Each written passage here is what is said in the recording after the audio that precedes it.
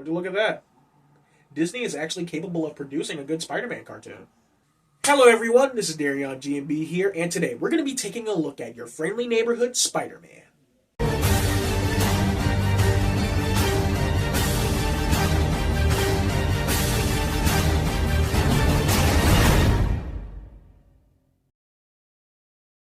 Your Friendly Neighborhood Spider-Man is a new Spider-Man animated series that released in January 2025. The series centers around a young Peter Parker in his first few months of being Spider-Man, being forced to grapple with his personal life as well as his responsibilities as a superhero. And we follow him as we see him struggle to find out what it truly means to be a hero. This show really wasn't something I was looking forward to. I put out a short not too long ago about how I didn't think the show looked all that promising. The writing and humor felt pretty generic and lame from the trailers we got.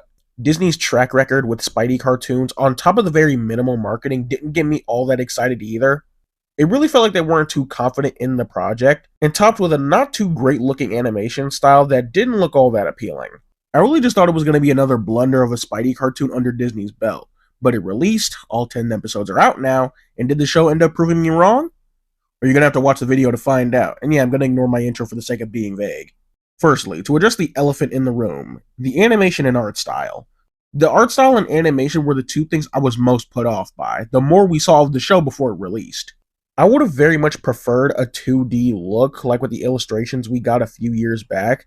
Instead, they took on a 3D cel-shaded approach, and it's fine. It's alright. It's not as bad as I thought it was going to be, but it's still not that good. There are more than a few times when the cheapness really starts to take effect, whether it be with how characters are animated during the action scenes, the slow frame rate making it look way choppier than I think it intends to, and it really just creates too much of an unpolished look. There's several times the city looks barren and empty. There's a moment in the finale where there's a big gang fight happening and Spider-Man is fighting Scorpion. I think like halfway through the big battle, the background guys just fucking disappear into the back rooms or some shit. Like seriously, all the other guys just disappear at one point. I actually think the animation works better when it isn't focused on a lot of the action. Because while choreography-wise, the action is pretty damn solid, in terms of the quality of movements with the characters, it could have used just a bit more work for me. The slower moments actually looked the most smooth when it comes to the characters, and the choppiness never became too distracting for me. With that said, the action scenes themselves are still pretty fun. Not some of the best action I've seen in a cartoon, especially one based around Spider-Man, but these were all still really fun. The fight with Butane where Pete's trying to protect the animals was really neat. The one where he fights the teched out couple was really fun and creative. All the battles with the Scorpion are just intense as hell. This is another thing about this show that I love, and I'll get into it a bit later, is that the show never really pulls its punches. Peter gets the ever-loving shit beat out of him. I don't think we've seen Pete get his ass beat this hard in a fight since the Raimi Spider-Man films. Like, the stuff they pull in this show really surprised me, as it never goes into R-rated territory, but you can tell they were trying to push the bar with a lot of the stuff they put in here. And like I said in my X-Men 97 video, I like when cartoons based around superheroes don't feel the need to hold back at all. On a semi-related note, even the swinging sequences look pretty good.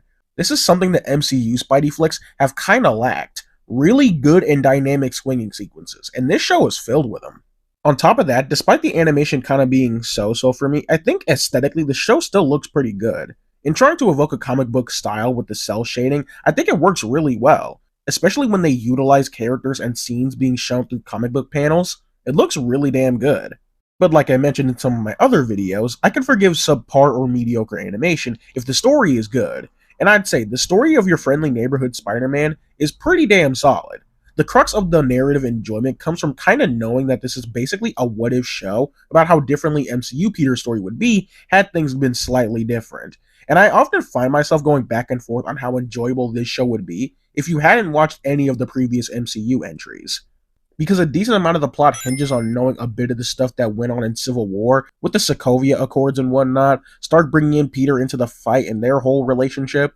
Because despite this show starting its production as a prequel for MCU Spidey, but then being turned into its own original thing, the MCU DNA is still very prevalent throughout the show. I'll say that the show can still be enjoyed on its own, but you'll definitely get a bigger appreciation for the writing choices and attention to detail with the wider universe and stuff had you seen some previous MCU entries. Because making Norman Osborn Peter's mentor for this story instead of Stark is so interesting, and while their dynamic and relationship works on its own for a variety of reasons I'll get into in just a bit, It's more fun for me knowing how different things are compared to the main MCU universe. I like how the show tackles being in a universe with a bunch of stuff going on. They talk about rampaging monsters, alien invasions, different heroes up and about, etc. But it harkens back to something I loved about Spider-Man Homecoming, and it's from a very down-to-earth scale. While Spider-Man exists in this wider universe, he's very much doing his own thing on the side, which I can appreciate, given that it's been a pretty long while since we've had more grounded Spider-Man related stories. In terms of movies, at least. The show really is just a better version of MCU Spider-Man, which is crazy to say because I love MCU Spider-Man. But this show just scratches that traditional Spider-Man itch that the movies have kinda lacked, while still having a fresh coat of paint on it. They really nail the duality, consequence, secrecy, trust, and responsibility that are all tied to the character extremely well. And not even just in relation to Spider-Man. It gives us a lot of that juicy superhero-related drama that the MCU Spidey films kinda haven't. I do have a few of my nitpicks, however. Though I do enjoy all the stuff that goes on with Norman Osborn, as I'll get into in just a bit, I don't like this whole Team Spider-Man thing they do this season. This show, in a lot of ways, feels like an animated CW/DC show, and I mostly mean that in a good way.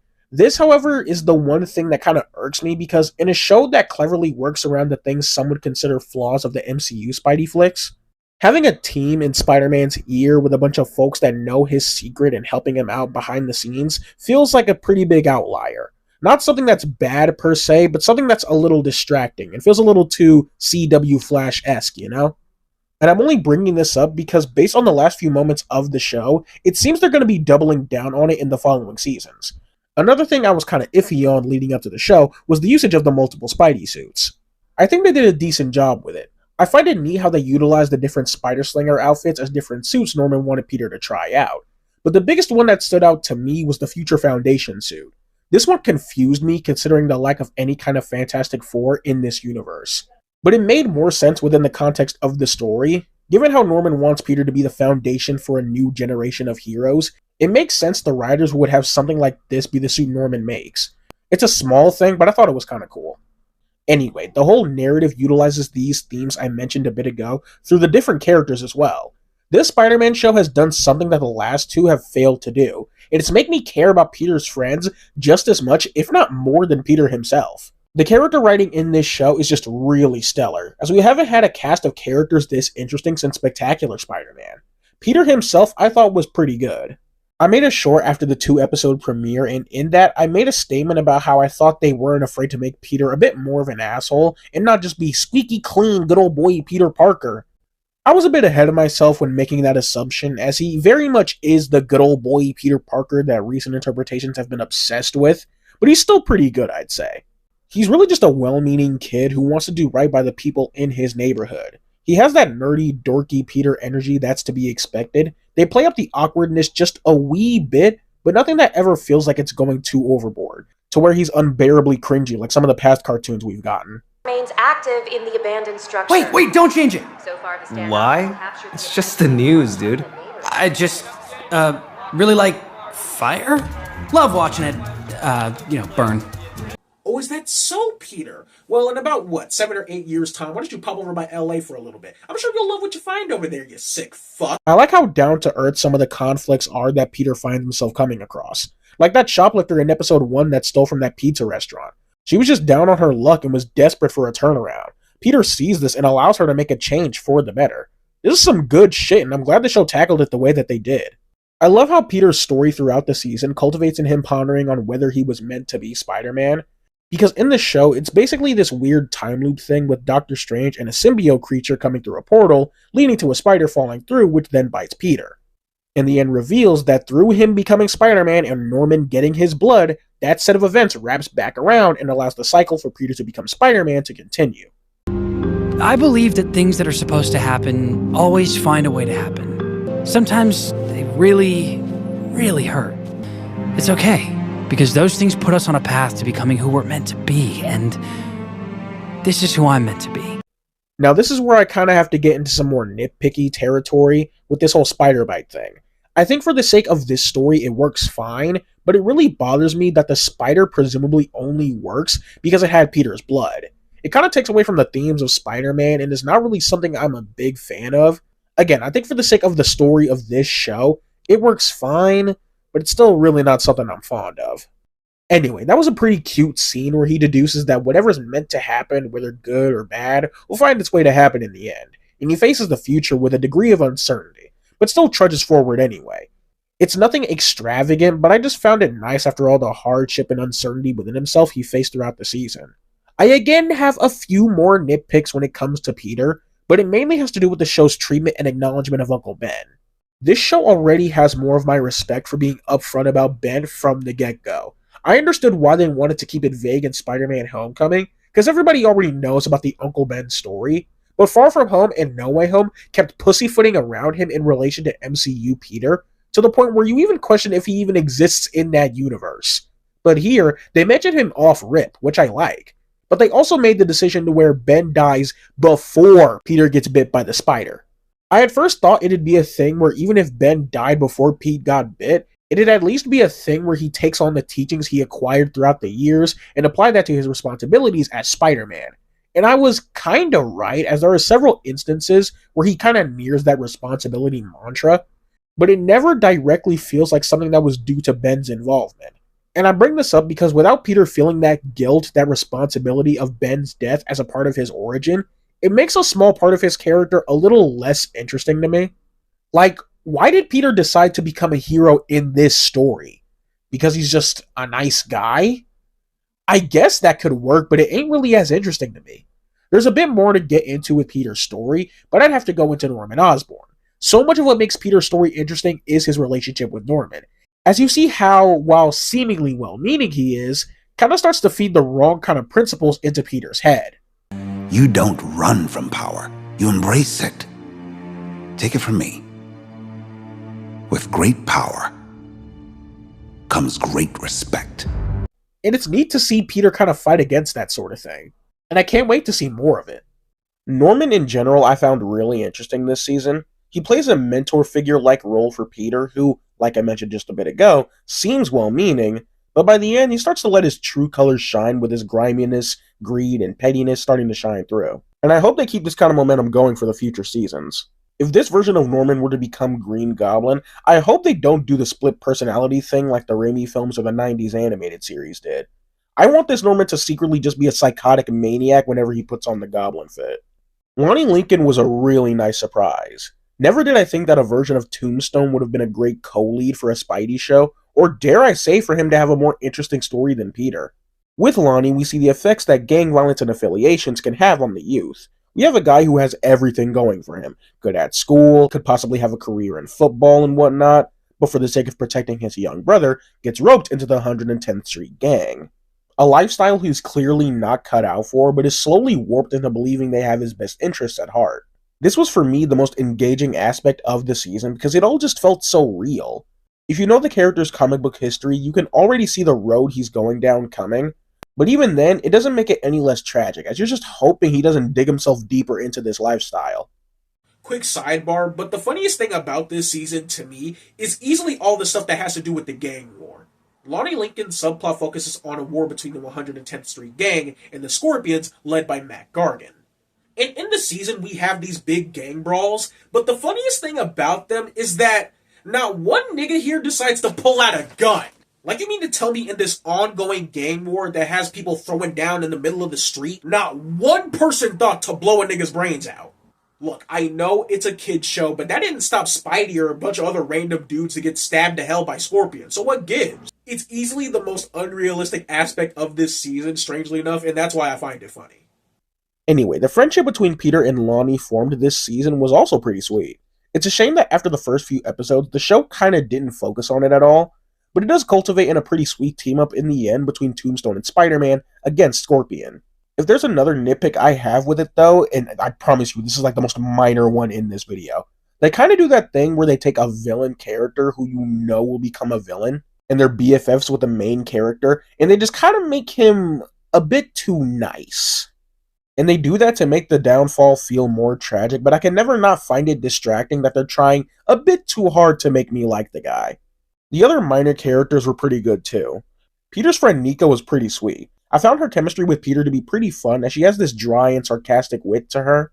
I dug the drama with her feeling left out with Peter hiding being Spider-Man from her. It wasn't much, but I still dug how they dove into this typical Spider-Man drama without it feeling tacked on at all. Harry, I feel kinda indifferent towards.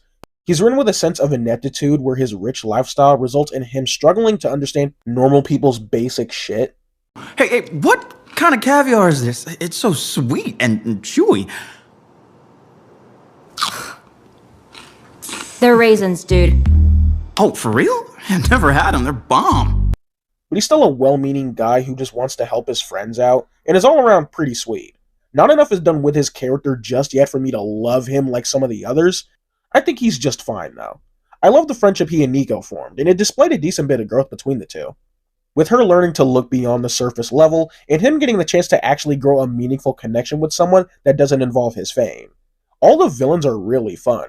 Butane was cool. I love that joke where he was burning down the wrong building for his investors. The couple whose names I forgot was really fun, like I said. And despite us getting pretty little of him, I adored Otto Octavius this season. Finally, we are free from the shackles of Doc Ock being a sympathetic, kind-hearted soul who turned to a life of evil. I love having a Doc Ock who's just a greedy, evil bastard, simply for the sake of being a greedy, evil bastard. And I can't wait to see more of him in Season 2. The Russian crew were alright. I'm hoping to see if this dude will become Rhino at some point, and to see more of the Chameleon. I'm so glad this show decided to give me my Scorpion fix after the MCU did jack shit with him after Homecoming.